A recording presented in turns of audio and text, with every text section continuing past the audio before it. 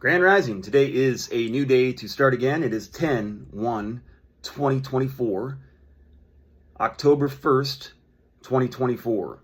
If I was a script writer, this would be a big month. And they call it the October surprise. There's obviously an election, and there definitely seems to be some different things going on in the air. So I wanted to open, instead of a song, I wanted to open with a ghost story in lieu of October and entering into October 2024. It just sounds a little eerie, I guess is the best way to say it. But I've been talking a little bit about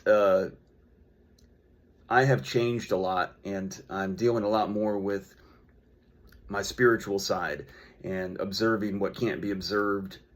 I'm trying to be more in tune with being present in my moments and quiet and listening outside of the directed voices that are coming to me, and more to the listening to my own thoughts and where they're going to go on their own. Anyways, so it's really just a different, I was much more practical in my younger days, and I'm more practical now, I think, than I was then, but just in different ways. And so I guess what I'm trying to say is I was very skeptical, and I was under that mantra of, if I can't see it, I don't believe it.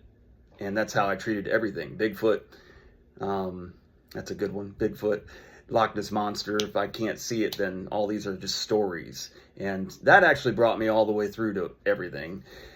And I've given my thoughts pretty extensively on these. I'm just a very skeptical person.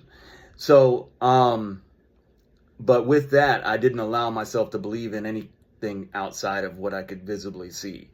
But as I got deeper into my own thoughts and trying to really start to search answers that I gave up on when I was young and just put them on the back shelf, I revisited them, and what I found was there's way more that I don't understand than I do understand, and that there's more in between the things that I see than actually the things that I see.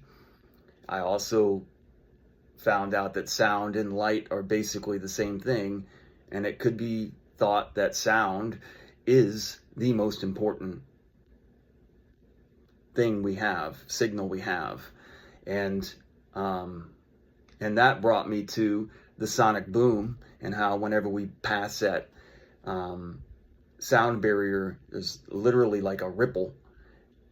And that kind of brought me to, as I was sitting in my bathtub, which I had tried to bless spiritually, like I used some things with some burning of some wood and putting some salt in my bath, and had intention of trying to cleanse myself and have a meditation moment while I was in the bathtub. I was thinking of this, and I looked over, and I wasn't looking anywhere, actually. I was just kind of looking this way, and there is a hanger, a wooden display hanger that has a notch for a blow dryer, and my razor, my electric razor, are hanging on it.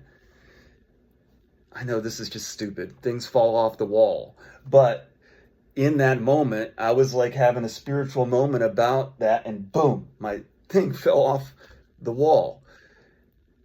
And so my first response, because I really forgot what I was thinking about, was, that's a warning, because I am in this spiritual mindset. Why I opened the way I did earlier about being skeptical is like, this is the opposite. Like, the first thing I would have done, first of all, I wouldn't have been doing any of this intense stuff with my bathtub. I wouldn't have even been taking a bath. I would have been taking a shower in my younger days. But me, if I would have seen something fall off the wall, things just fall off walls. But in that moment, that it's such a contradictory to where I was when I was most of my life. And I think it's just real revealing of how I live my life now is so much different. So anyways, it's a terrible story. But I looked at it fall off the wall, and then I sat there for a minute like, holy shit. And so I thought in my head, this could be a warning or an omen. So my first instinct was to sit there for a minute. And that's what I did. And I collected myself. I looked at the thing again and I noticed there was a heart on the wooden display thing. And that resonated with me for a minute. I'm like, well, that's a heart. Maybe this isn't that bad. And then I have this whole thing about, I'm not really afraid of, and maybe I should be, but I'm not afraid of dark things anymore. And I have a thing written in here where I talk about that a little bit. So I was already trying to prepare for this video. This is going to be a longer one. So I get up out of the bath finally, and I go check my doors and look outside a little bit to see if like anything is worrisome. And then I went back to my bathtub, and I thought that maybe if there was something afoot that was negative, maybe it was trying to pull me out of my spiritual moment that I was in my bath and disrupt me from that moment. So then I'm like, maybe I should get back in the bath. Then I thought that there could be harm to someone or something, so I thought it was important to take note of the time. So I looked at my phone and figured out what time it was, and it was about 6:52, 53 Eastern time, Eastern time is when it happened. So I wanted to take note of that just in case. And then I wanted to make sure my thoughts were to protect my loved ones, and I went into that kind of spiritual cleanse and asked for just protection, and then I realized that I probably should just be asking for whatever should be, and then I wasn't really sure what I should ask for. So I just said, I want to remove myself from these thoughts altogether, and then I put it on public forum. So anyway, so then I got back into the bath and tried to recalibrate, and I got back into my old skeptical self of things just fall off the wall. And then I got back up. So now I will get into, that is my my spiritual moment this morning that probably was just something that was random. So I wanted to talk about holidays because we're getting ready to get into the holiday season. And in my past, I've been somewhat of an Ebenezer Scrooge, but just not with the money. I guess Grinch would probably be a better characterization. I was having problems with capitalism, and as I got closer to where I was trying to stay centered on things that I knew were true, it seemed the extravagance and the things that went along with all of the holidays seemed very contradictory to what I was finding to be true. And also the orchestration and the way that, anyways, but I didn't want to like embrace it. And I call a lie a lie a lie, or I stay silent and cry. Mother is always there when you cry. But sometimes mother is stern when she explains that tears are for rejoice. My mother's name is Joyce. I think it's important to remember that some of the most beautiful moments in your life bring you to tears. And that's the same as tears of despair. It's doing the same thing. And if you start to understand what that means, then you can start to gain strength from the fact that when you're crying over pain, you know that you will triumphant over that pain, and that is going to be beautiful. I have a new sense of frequency now when I'm in public or when I'm watching media. I can't watch really any movies anymore. It's really weird, but I have like a aversion to it. And even ones that I have a lot of nostalgia with. So it makes it difficult because you don't know where to turn. I'm probably watching too much YouTube, so I've been trying to pull myself away from that. Staying centered helps me stay true to myself. I find it the most important thing I can do every day is to give gratitude. So that's another reason why I keep doing these videos. I'm working on my disdain, my repugnancy, my disgust.